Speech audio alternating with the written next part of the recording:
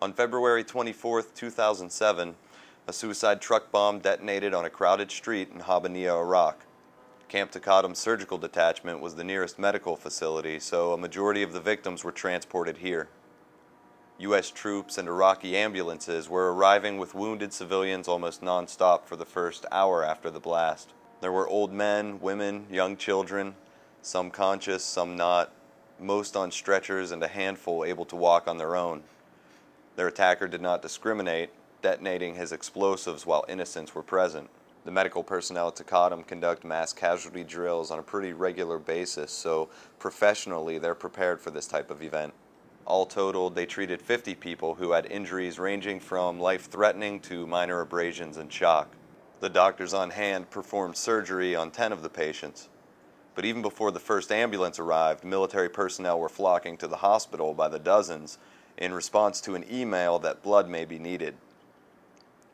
One hallway was lined with Marines, sailors, soldiers, and airmen, frantically filling out the necessary paperwork to donate blood to complete strangers, while others waited outside to help transport patients and needed supplies to doctors and corpsmen. Everyone wanted to do something.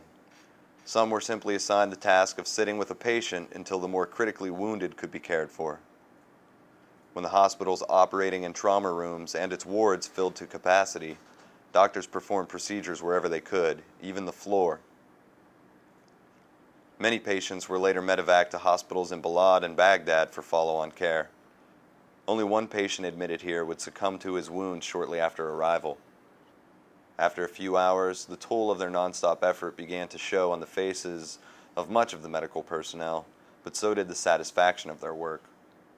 One corpsman said, "There's no doubt we made a difference. A lot of lives were saved."